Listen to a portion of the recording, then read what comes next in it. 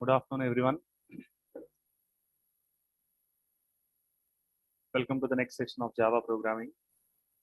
So, in the previous session, we have started about the definition of a constructor, followed by we have covered some of the characteristics of constructors, and then we have seen the differences between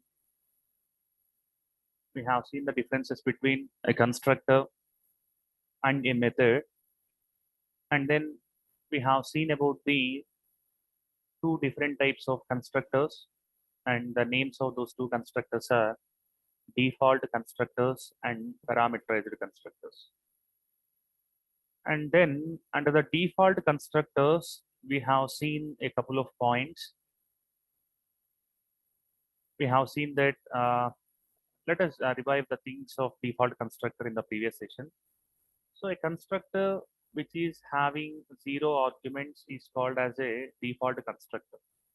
For example, let us consider the following program. So in the following program, if you observe the things up to this particular thing is called as a constructor, and then this one is called as a method. We have already seen that if the class name and the method name both are same, then it is called as a constructor. And at the same time, in the characteristics, we have seen that the constructors do not have any written type, right? And then the constructors will get executed during the creation of an object, right? So in order to execute this method m, if you observe, we have called the method m, but in order to execute this p, we just created an object of that class. So the creation of object statement itself will execute the constructor which was present in that particular class, right? So we can say that methods are executed explicitly, where the constructors are executed automatically during the time of object creation. And we have seen a couple of points on constructors, especially on super keyword.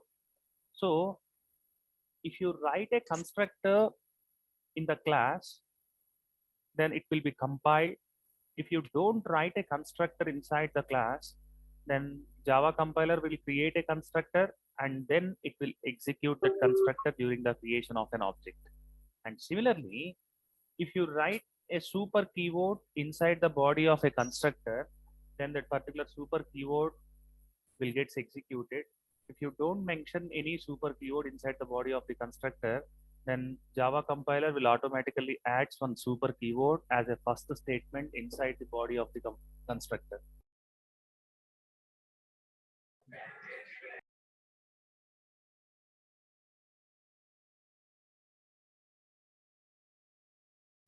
Sorry.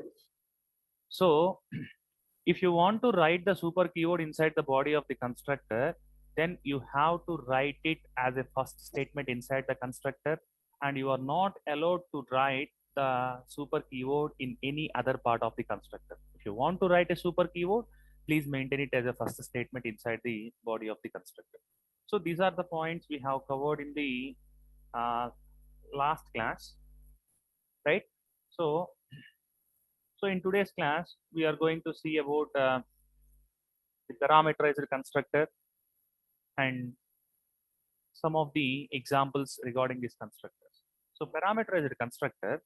So if we have parameters at least one or more for a constructor, then the constructor is said to be parameterized constructor.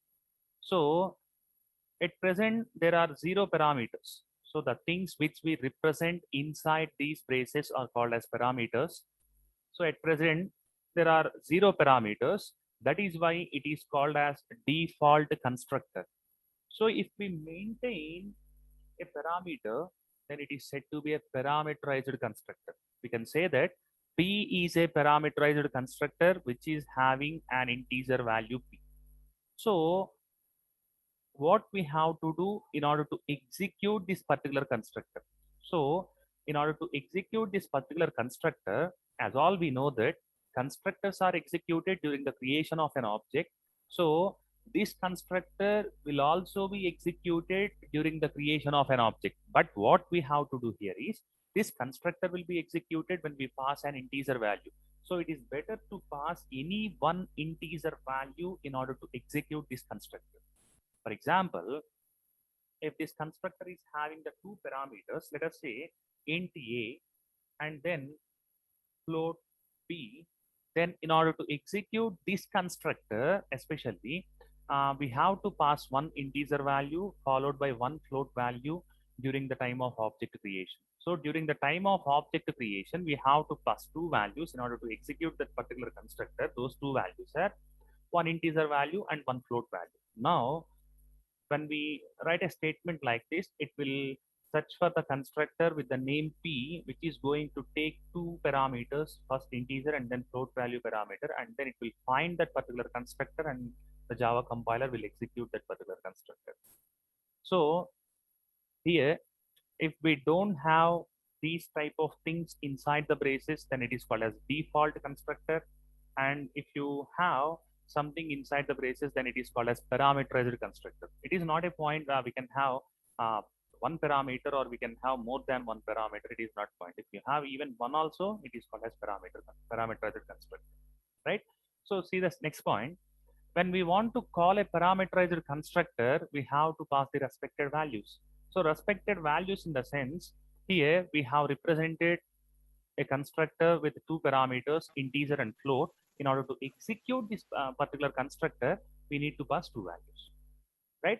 So if there is one more parameter in the sense, for example, there is one more parameter called as character C, then here we have to pass some character in order to execute this constructor, right?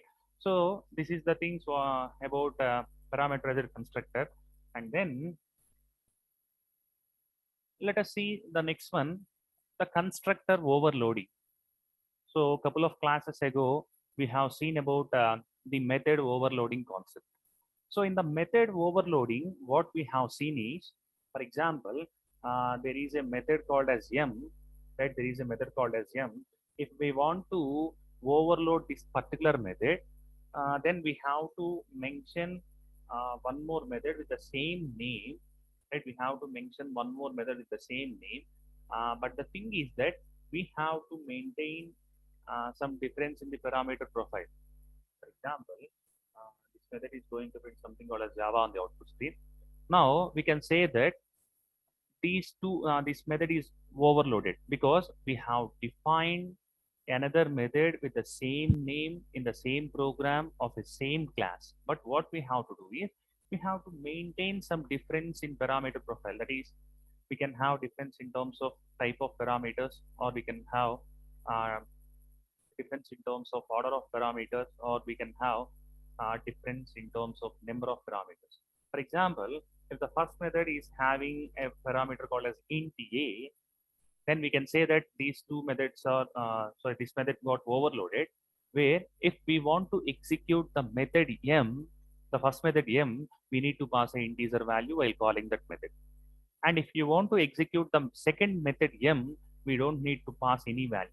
By just calling the method, it will get executed. So here, this particular statement obj.m will execute this m, because while calling the method, we don't use any values. For example, if we write something called as, let us say, obj.m of some any integer value, now this particular statement is going to execute this particular method, right? So this is what we have studied about method overloading. So in the method overloading, we have seen that it should be of same class, it should be of same class, it should be of same program, and then it should be of same method name, but we have to maintain different parameter profiles, which means we need to maintain difference in terms of number of parameters, or we need to maintain in difference in terms of order of parameters, or we need to maintain difference in terms of type of parameters. So if we show any one difference, then it is called as different parameter profile. So we have to satisfy all these 4 points: same program, same class, same method name, and different parameter profile. So if you do so, it is called as method overloading. Now let us convert this method overloading into constructor overloading. So if you want to do overloading of constructors, then we have to follow these points: same program, right?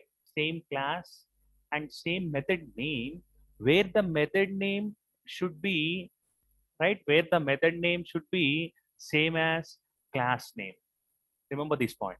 So we need to overload the methods in the same program, in the same class, with the same method name. At the same time, the name of the method should be same as name of the class, and at the same time the method should not have return type, right? And for this also we need to maintain different parameter profile. That is, we have to show difference in terms of type or order or number of parameters. So let us see one example on how we can overload constructors, right? Here, if you want to make this m as a constructor, we need to have the same name as class name, and at the same time constructors do not have return type even void. So there is it is not legal to maintain even void along with the constructor definition. And at the same time, if we want to uh, overload this particular constructor, we can define like this. So let us see, there are two constructors here, p of int a, and one more thing is something called as a p of no parameters. So these two constructors are in the same class p. So there is one class called as p, which contains two constructors, which will take one integer value as a parameter, and one more constructor which will take zero parameters. So these two constructors lies in the same class. So one condition is satisfied. This class belongs to a single program, so the second one is satisfied. And at the same time, the name of these two constructors is also same method name, and at the same time the name should be equivalent to the class name. Here we can observe the class name is p and both the method names is also p. So the third condition is perfectly satisfied. And then we have to maintain different parameter profile. So we have already seen that. So here there are zero parameters, and here we have one parameter. So there is some difference in terms of number of parameters. So the first constructor is having only one parameter, and the second constructor is having zero parameters. So there is difference in terms of number of parameters. So all the conditions got satisfied. That is why we can say that this particular constructor is overloaded, right? This particular constructor is overloaded. Now let us see how to execute an overloaded constructor, right? How to execute an overloaded constructor. We all know that constructors are executed during the creation of an object of that particular class. So if I want to execute this constructor, I have to pass, if I want to execute this constructor, here I have to pass an integer value. For example, if I pass any integer value, and let us compile the code and then run the code. Let us compile the code.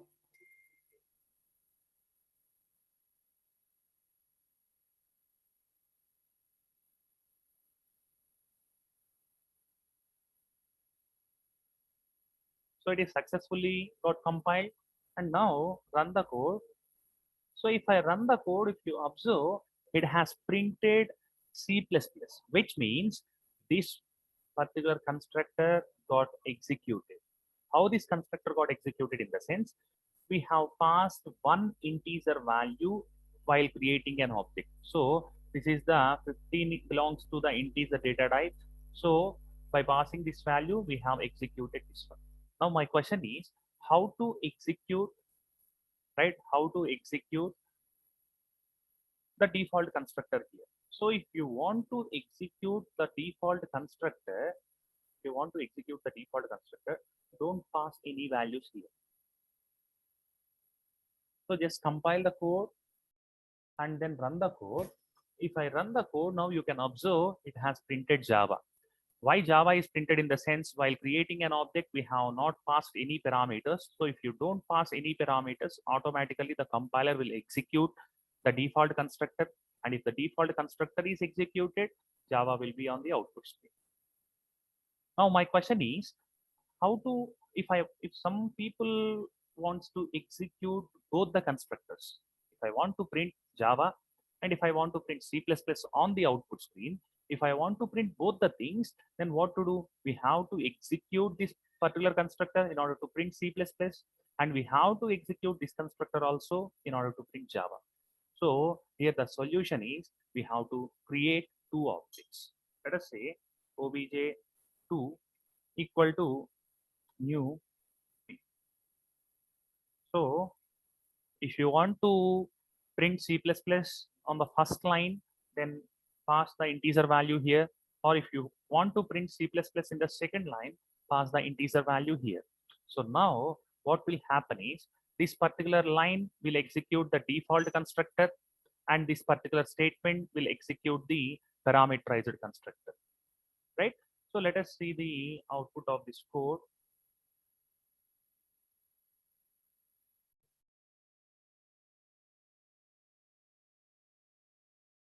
There are no errors. So if I run the code, right, if I run the code, the first statement has printed Java on the output screen and the second statement has printed C++ on the output screen. So this is how, because we have not passed any parameters here, that is why it has executed the default constructor which was present in this particular class B, and here we have passed one integer value. That is the reason why it has executed the parameterized constructor inside the class B, right? So now let us see the next things. So here we are combining the concept of inheritance with constructors. So till now we have seen about the inheritance and the different types of inheritances in the previous classes, and then in the last class and in today's class we have seen about the constructors, default constructors, parameterized constructors, and constructors overloading. Now we are going to combine the topic of constructors with inheritance. So let us see what will happen in case if the constructors and inheritance is combined. So let us write a new program for this one.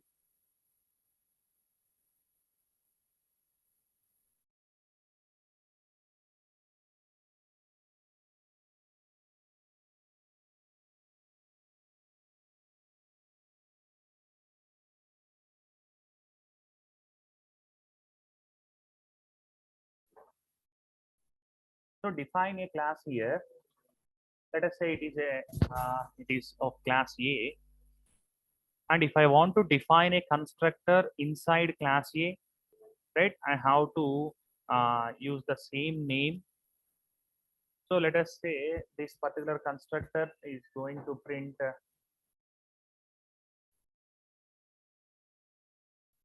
this particular statement is going to print something called as good morning, right? And at the same time, let us define one more class, class B, right? Class B, and then here, if I want to define a constructor, define it with the name of B, and then let us see this particular thing will print. Good afternoon on the output screen. Good afternoon on the output screen, right? So now, what I'm going to do is I'm going to write a new class. I'm going to write a class C, which will contain the main method public static void main string args, right? So in the main method, this main method, so let us create an object of class B. So let us create an object of class B, B space obj equal to new B. Right. So now see here, I will read the things what we have seen or what we have done so far in this program. I have declared a class A, and then I have written class B. Class A contains a constructor called as A, which will print good morning on the output screen. And at the same time, I have a class B, right, and constructor B, and this constructor was executed. It will print good afternoon on the output screen. And I have declared a class C, which contains the main method of Java. And inside the main method of Java, I have created an object with the name obj for class B. So till now, we have done these things. Now what I want to do is, here we are not discussing about constructors or we are not discussing about inheritance. We are combining both the things. If I want to combine both the things, I need to inherit class A into class B, which means all the properties of class A can be used in class B because B is a subclass of class A, right? So till now we have done these things, right? Now my question is here. So if I have created an object of class B, what will be the output of the program?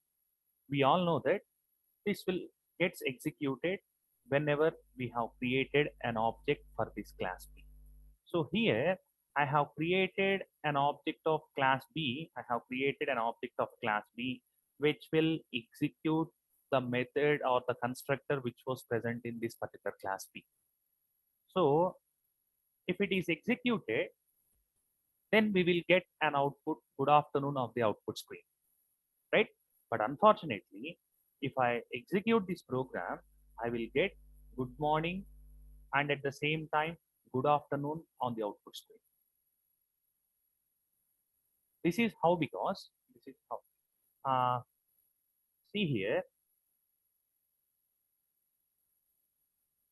if this particular constructor gets executed, then it will print good morning on the output screen. If this constructor gets executed, it will print good afternoon on the output screen. But if I have created an object for class B, then it is printing both good morning and good afternoon. Because as I said earlier, if there is a super keyword inside the constructor, then it will get executed. And if you don't maintain super keyword inside the constructor, then Java compiler will add a super keyword inside the constructor and it will get executed. So see here, when we create an object of class B, compiler will comes here and it starts executing the constructor B. And whenever the compiler starts executing the constructor B, it finds a super keyword inside the body of the constructor. Whether we define it or not, it will be added by the compiler. If you define it, it is okay. And if you don't define it, it will be added by the compiler.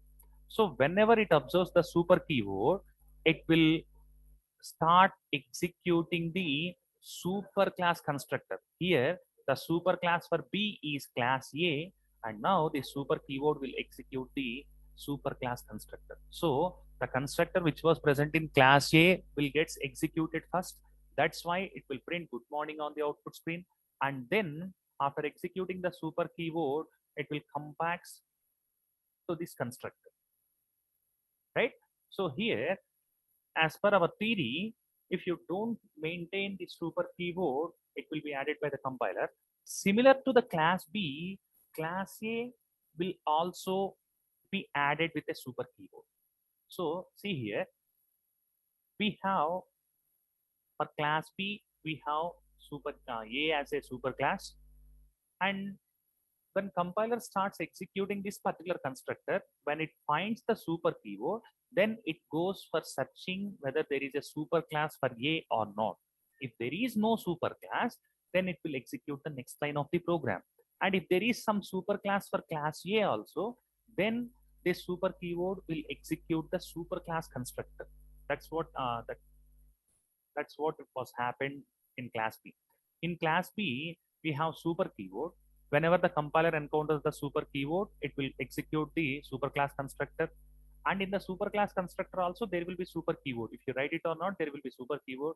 Then the compiler will suggest whether there is a superclass for class A or not. If there is superclass for class A, then the superclass constructor will get executed. And in case if the superclass do not have a and if the present class do not have a superclass, then the next statements of the constructor will get executed. So here, if we create an object of class B, right? If we create an object of class B, the control will goes to this constructor, and inside the constructor, we don't write any super keyword. Even though we don't write any super keyword, compiler will add a super keyword. So whenever the compiler encounters this super keyword, it will goes to the superclass constructor, where if we go to the superclass constructor, you can observe here, uh, there will be super keyword also here also. So the compiler will suggest for the superclass for class A. So compiler do not find any superclass, so it will execute this particular statement. So it will print good morning on the output screen. After printing the good morning on the output screen, it returns to the next statement inside the constructor B. So the next statement inside the constructor B will print good afternoon on the output screen. So finally the output of this program will be good morning and good afternoon. So this is what will happen when we combine inheritance and constructors, right? So let us see the output of this code. Let us save this code with c.java because the main method was present in class C.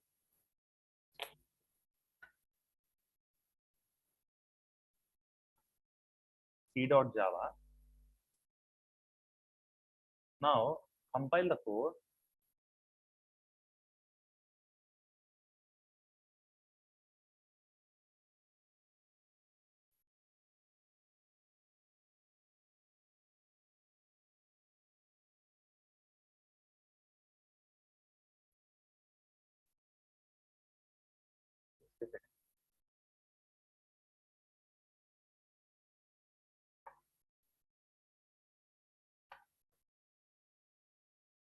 So if I compile the code, I don't find any errors. Now I will run the code. So if I run the code, you can observe here, it has printed both good morning and good afternoon on the output screen. So let us try the output of the program by just removing these, this statement, that is extends A. Save the code, compile the code, and then run the code. So if I run the code, now it has printed only good afternoon, because I have removed the extends A, which means I am not maintaining any superclass for class B. So if I don't maintain any superclass for class B, then the super keyword will start searching whether there is a superclass for class B or not. If there is no superclass for class B, then it is going to execute the next statement present in the body of the constructor B. Right? So here, let us have an object of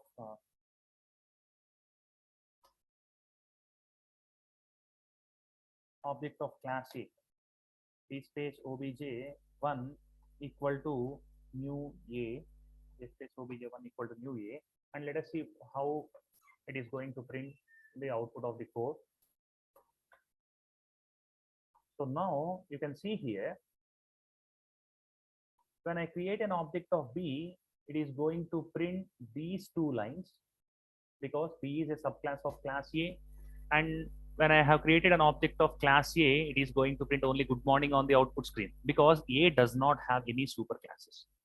Now let us see what will happen if I have two more constructors here. For example, I'm just overloading the constructor. I'm just overloading the constructor in class A. Overloading the constructor in class A, and at the same time, I'm going to overload the constructor in class B also. Class B. If I want to overload, it should be B, and I want to print bad on the output. Now, let us see what will happen if I pass an integer value here. So I'm going to compile the code. and then I'm going to run the code. So if I run the code, you can see here, I have created an object for class B, right? See here, I have created an object for class B by passing an integer value.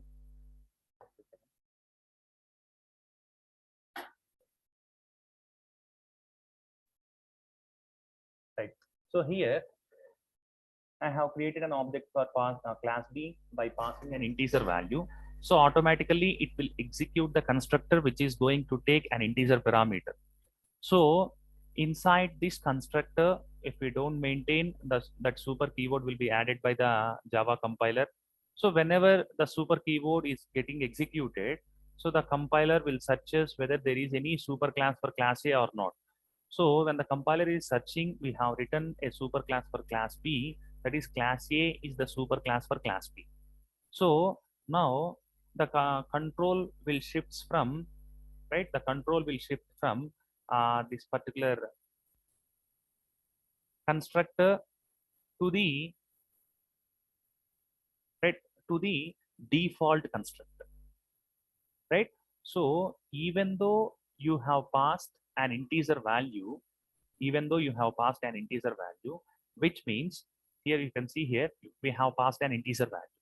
So the integer parameterized constructor inside class B will start executing. So there will be super keyword as a first statement, but that super keyword will not execute this particular constructor. The super keyword will always execute the default constructor of the class, right? So here, if I pass an integer value, the integer parameterized constructor of class B will be executed. When the super keyword was encountered inside the body of the constructor, it will execute the default constructor of the super class. So we cannot execute the parameterized constructor of the super class from the objects of the subclass. Keep the point in your mind. And then now let us see a couple of points regarding these constructors and destructors. See here, constructors and destructors. The people who already completed the C++, the two words are very familiar to them. So in C++, it supports both the constructors and destructors, where we can say that constructors are used to create, right? Are used to create constructors, construct, destructors, deletes, which means constructors will create some memory where the memory which was created by the constructors will be deleted by the destructors. So in C++, the C++ programming language will supports both constructors and destructors. So the things which was created by the constructors will be deleted by the destructors. But in Java, the destructors were not supported. It only supports the concept of constructors. Then I have one question in my mind. So if some memory was created by the constructors, then how can we delete that memory? How that memory will be deleted? So the solution for this question is, so it will be, there is one thing called as garbage collection in Java. One thing called as garbage collection. So here, what this garbage collection will do is, it will automatically remove the memory which was allocated for the variables and methods of a program after their successful usage is completed. So what this garbage collection in the sense, it is a small thread. Small thread means it is a small program which will run in the background. It will never come to the front end. It will be done in the background without knowing to our eye. So whenever we have created some memory for a program, that memory will gets automatically deleted by this garbage collector thread, right? So that memory will be deleted automatically. For which purpose we are going to create memory in the sense, if we declare a variable or if you wants to execute a method, we need to bring that variable or we need to bring that method into the main memory. So at that time we are going to create some memory.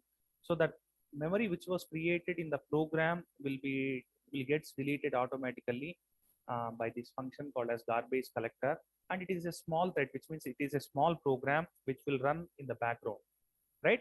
So Here in C++, there is no feature of garbage collection. So in C++ does not support the concept of garbage collection. The things which we have created, we need to delete. So that's fine.